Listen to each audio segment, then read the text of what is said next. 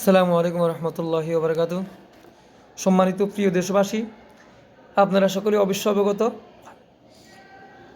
আমাদের বর্তমান বাংলাদেশের যে রাজনৈতিক গণতন্ত্র, সেই রাজনীতিতে গণতন্ত্রে অবশ্যই যে যত বেশি মিথ্যার আশ্রয় নিতে পারবে সে তত বেশি অগ্রগামী হবে। যে যত বেশি দ্বিমুখীর আচরণ করতে পারবে সে তত বেশি রাজনীতিতে প্রাধান্য লাভ করতে পারবে।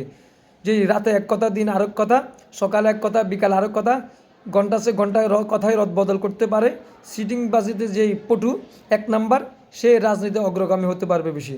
কারণ রাজনীতি বই যত পৃষ্ঠা খোলেন একটা সিস্টেম আছে, আপনারা অবশ্যই জানেন। বইয়ের যত পাতা রাজনীতিকেরও, রাজনীতি গণতন্ত্রেরও তত পাতা। এক পৃষ্ঠা উল্টেলে একরকম, আরেক পৃষ্ঠা উল্টালে আরেক রকম, এভাবে যত পৃষ্ঠা উল্টাবেন তত রং বেরঙের রাজনীতি থেকে কি আসে, অবস্থা পরিবর্তন ঘটে। পৃষ্ঠার মধ্যে যেমন এক পৃষ্ঠার মধ্যে যা আছে অপর পৃষ্ঠা তা নাই, আরেক পৃষ্ঠায় যা আছে আরেক পৃষ্ঠা তা নাই, মানে এক পৃষ্ঠায় যা আছে অন্য পৃষ্ঠা তা নাই, শেষ। রাজনীতির মধ্যে হচ্ছে এমন, আপনার এখন যে কথা আছে কিছুক্ষণ পরে সেই কথাতে থাকবে না, এটা হচ্ছে রাজনীতির সিস্টেম। তো ওই জন্য সরল মানুষ যারা, সৎ মানুষ যারা, তাদের জন্য রাজনীতি নয়, তাদের জন্য হইল ইসলামী যে আদর্শ বাতাইছেন সেই আদর্শই আমি মনে করি।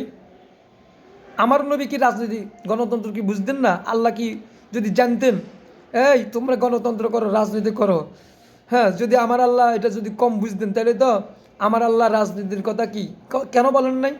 আমার নবী কেন বলেন নাই?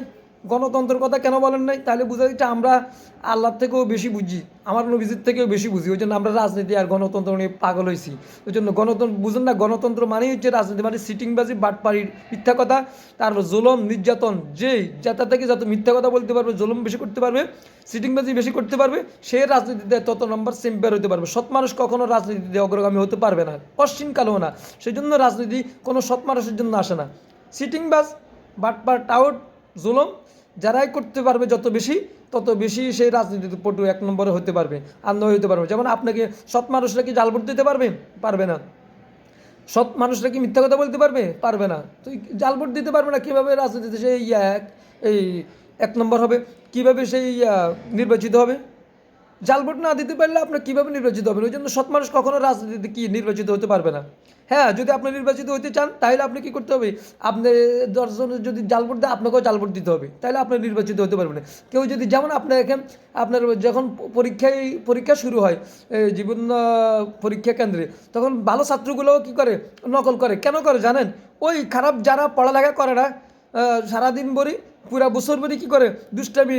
দুষ্টামি করে, পড়ালেখার সাথে দাঁত ধারে না, বইয়ের সাথে কোনো খোঁজখবর নাই, তারা নকল করে এরপরে কি করে? তারা পাশ করে। তো তারা চিন্তা করলে, ভালো ছাত্রগুলো চিন্তা করলে, আরে এই খারাপগুলো যারা পড়ালেখা করে এরা দেখা ভালো রেজাল্ট করে, বছর শেষে পরীক্ষা দিয়ে নকল করে। তো ওই জন্য ওরা ভালো ছাত্রগুলো ইচ্ছা অনিচ্ছা তারা কী করে?